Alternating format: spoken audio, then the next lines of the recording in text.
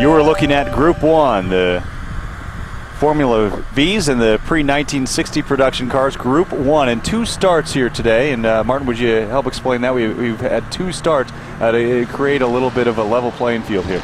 Well, that's right. These cars are often quite different in their performance capabilities, so that's why they give them their own starts and their own groups.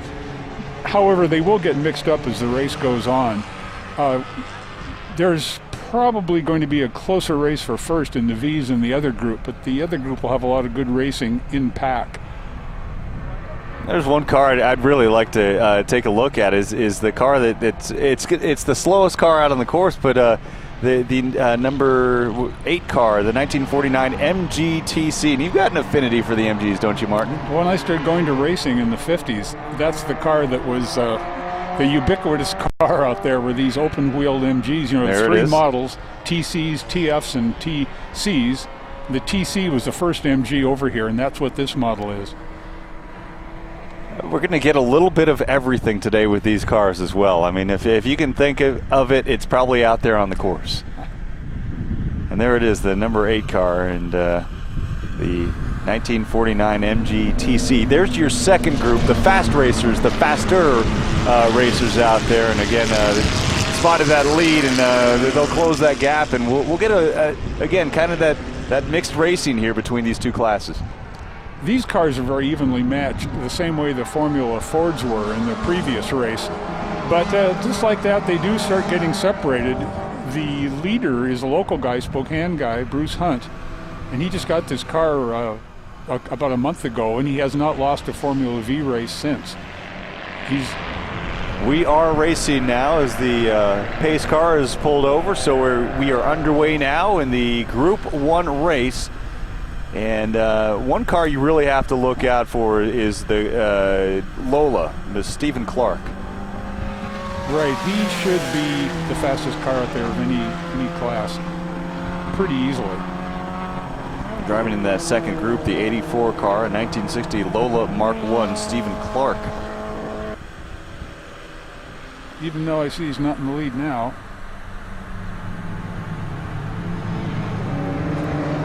There's the 36 car. We were talking about him off camera, the 1964 Crusader, Ron Fetterspiel. Fetterspiel with the lead in that group, and he drives a good car. Even though if Clark is on his game, he really could. They've already raced this year once, and he was pretty far ahead of Rod, but you never know what may happen. Well, Clark, it looked like was right behind, so Fetterspiel in the 36 car. The 64 Crusader.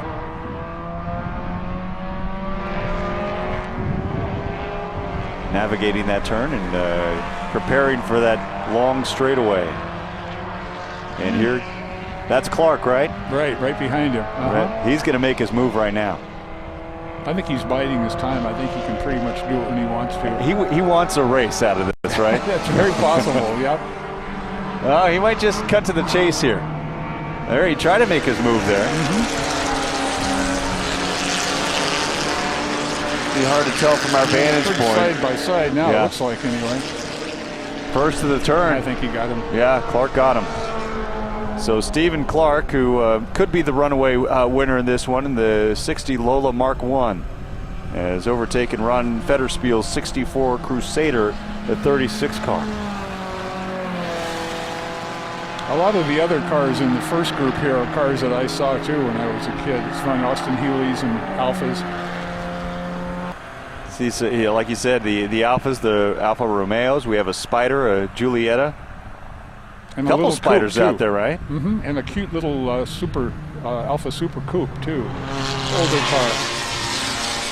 Driving in today to the raceway, I thought I was going to a car show. Thought I was going, and then not only are these operational, but these are at full speed. These are full bore. These babies could go. You can see they're already lapped the little MG. It's not the Formula V cars caught him.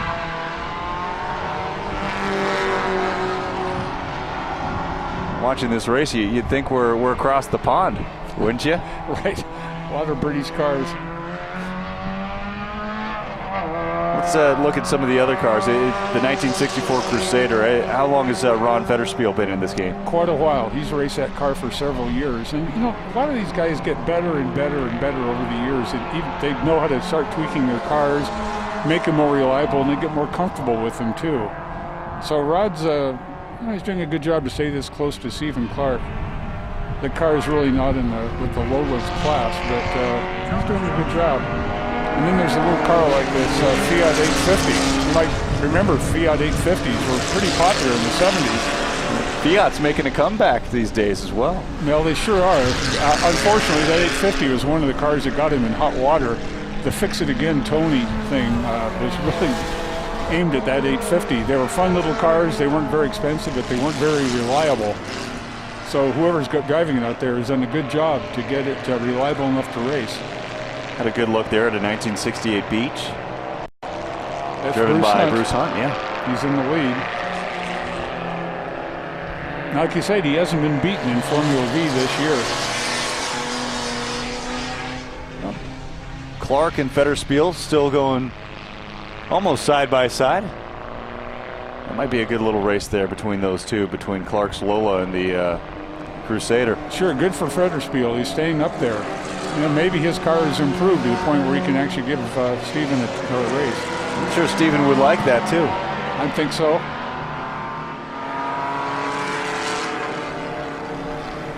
Some auto show on wheels here in this Group 1, the Formula Vs and the pre-1960 production cars. You know, these cars look so good too. It is, like you're saying, a car show, a rolling car show, because these cars are really nicely prepared. Formula Vs they are what they are. They're not a car made for aesthetics. They're made to be inexpensive and competitive. But some of these other cars have got some great lines. I love the Alphas in this group. And the Austin Healey, beautiful paint job. That's a 55 Austin Healey. Mm-hmm. Larry Patterson driving that one. Those cars were really at the top of the production game when they were new. You would think we were in the 1960s.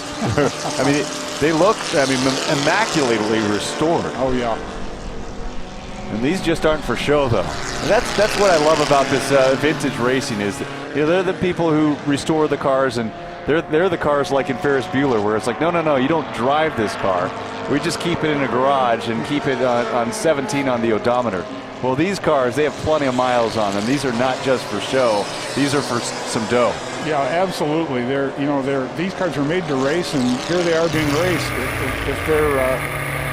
That's what they were made for, and that's kind of, if you look at these cars as almost living things like I do, this is what they're made for. This is how they feel best. They feel best being stressed. I don't know if you've ever gone to the Iditarod, but if you go to the Iditarod sled dog race in the ceremonial start in Anchorage, you'll be coming from miles away, and you'll hear the dogs yapping. They are born to race. As soon as they start pulling those sleds, dead silence. Kind of the opposite of this. Exactly. The dogs are barking when they're going full bore here. They're not happy when they're quiet. That's right, and you know, you do. I love a good-looking car and a Concours, but as you were saying, I couldn't agree more. This is where they look their best. Look at this beautiful Austin Healey, just flying around out there, but pretty enough to be in a Concours. And that right there is, I believe, we've got a Volvo out there, the PV444, the 58. Then we have the. I'm not sure if the Volvo made it out. Yeah. Because it's another unique looking car, but there's plenty others out there to enjoy. Looks like Bruce Hunt's, he's pulling away again. This is where the cars are now starting to bunch up a little bit, and we're seeing the good mix here as well between the production cars and the Formula cars. Right, we should see a lot of close racing in the Formula car. The leaders are still close too, I see. Good. This is Clark in the 84 car, followed by Federspiel in the 36. I haven't noticed who's third here behind them. They've got quite a lead now in the number 3 car. That's as tight as you're going to see, and that's some good spirited racing here. Again, these are true classic cars and but give them a little bit of space, obviously, because you won't see any bumping here. Obviously, this is not stock car racing. This is there's a passion for this, obviously, and it's going to be they're going to race as close as they can without nudging each other. That's exactly right. Yeah, the cars are valuable too, and you don't want anything to happen to them. Everybody knows that. Everybody respects it. The fact that people are racing vintage cars usually means they have a lot of respect for the cars, because you can do other kinds of racing where there's a lot of banging, and that's part of the deal. But certainly not here. Even though they're racing hard, up at the lead here, these guys are going about as hard as you could go in these cars. But they're not going to try to get each other and push each other off the track or anything like that. Well, you've heard the terminology or the term taking a car out for a Sunday drive. This gives whole new meaning to that phrase, doesn't it? That's correct. There's a couple of pretty red cars there. That Devon Triumph racing Jim Sullivan, and Jim in that Alpha is a Spokane guy. Instrumental in getting this track in shape and bringing this event to Spokane. And he's out there doing a heck of a job. He's the first production car in this group. What kind of feedback are you getting from the drivers here on the course? This is the second year this race has been held here. Everybody likes it. Everybody liked it last year. And they've smoothed out some bumps here, which is always nice. And you kind of expect that the course would be a little smoother every year. But nobody really complained last year, and everybody's happy this year. Everybody was coming over here just really hoping that we're going to get away from that rain that plagues us on the west side. And certainly got that. Well, look at this. Look at that. We've got something. We've got Clark followed by Federspiel. And Federspiel, again, that's where the traffic comes in, though. That's maybe your opportunity if the lead car cannot get a good line. That's where you can make your move. That's very true. And, they tell in overtaking what they want people to do is hold their line. If you see a car coming much faster behind you, absolutely don't get out of his way. Hold your line. Let that car go around you. But, these guys are racing, too. They don't want to give anything away. They don't want to give their position away to let a faster car lap them. But they are respectful. And there's flag workers will flag you down, too, if you don't notice somebody coming up behind you. Stephen Clark, the pre-race favorite, is living up to all expectations in the 1960 Lola Mark I. But Ron Federspiel in his 1964 Crusader, who briefly led in this race, in this Group 1 race, running in second, giving him a good run for his money. That's Thomas Lacoste in a 1961 Alfa Romeo Giulietta. Yeah, Lacoste flew out here from New York and has two Alfas to race. He has cars on the East Coast and cars on the West Coast, and he really likes running with SOVREN. Good to see him. He'll be in the I think it's the next race or maybe two races with a white Alfa, similar car. Well, looks like Clark has gotten plenty of separation now on Federspiel and the rest of the field. And got some traffic between he and Rod as well, so he's not really pulling away, but he's got some room. Might have to start looking to make a move on somebody else at this point. It's a one-man race right now. Stephen Clark overtaking Ron Federspiel, and now has traffic between him and Federspiel in his rear view. And even though they're lapping these cars, there's not enough speed that Federspiel can just go around them at will. He's got to find a spot, find an opening to get around those lap cars.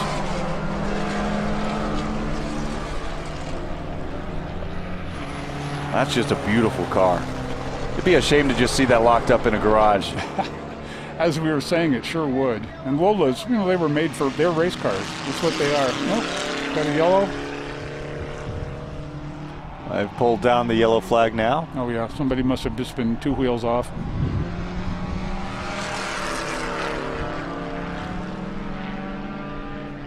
Now, the one thing that jumps out at me, Martin, is the sound of the cars. You feel like you're at two different races at certain points because you'll get the two different classes of cars.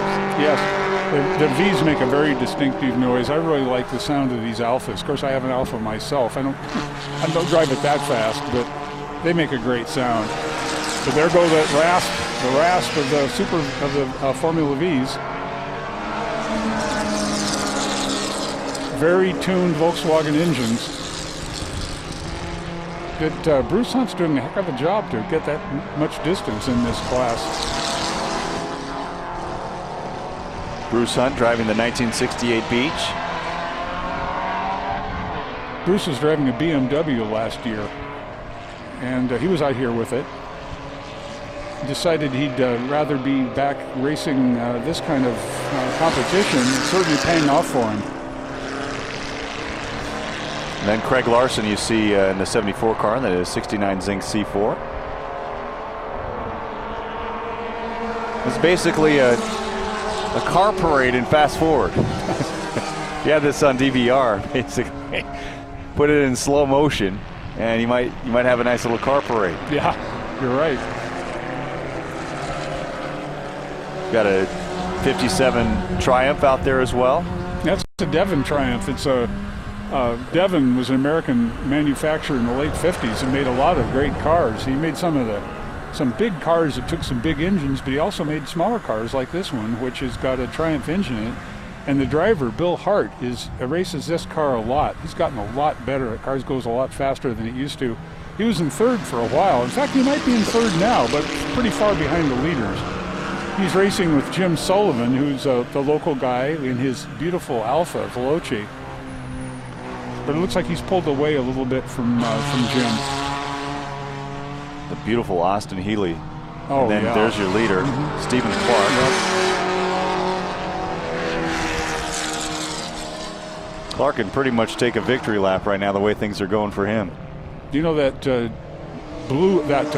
yellow Alfa that he's overtaking? You were mentioning bucket list thing earlier. The driver of that is a well-known, very popular driver who is stage 4 pancreatic cancer. And he is fighting that off beautifully, made a tremendous recovery, and he says, boy, he's going to be out here racing as long as he can.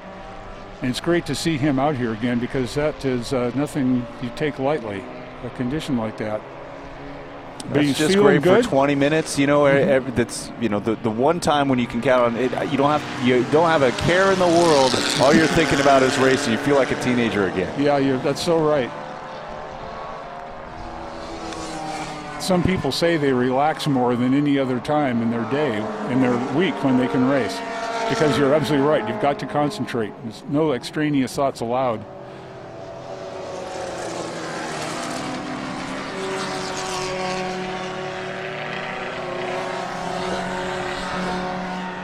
And even in these slower cars, they're pushing these cars at the limit of their suspension, their brakes. They don't look like they're going very fast, but they are going fast what they can do. So nobody's fooling around out there. 2 laps to go here. Again, a timed race, 20-minute long. Race here in the pre-1960 production cars in the Formula Vs in Group 1. And Stephen Clark leading the pack in his 60 Lola Mark 1. Got a little run early from Ron Federspiel, and Federspiel was running a good race, and that was interesting for a while. Well, he ran a very good race, and I think it might have been closer, but he did get stuck, as you were pointed out. He got kind of stuck behind some slower cars, and it took him a while to get around him, and that was enough time for Stephen to pull smartly away.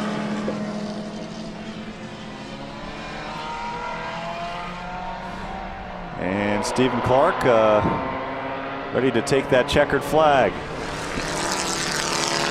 Very nice exhibition of racing, very smooth, very consistent line. So there you are. What a run by Stephen Clark. Overtaking Ron Federspiel. Clark in the 1960 Lola Mark 1. It's a beautiful car in the garage, and even prettier out on the course as he takes the checkered flag in Group 1.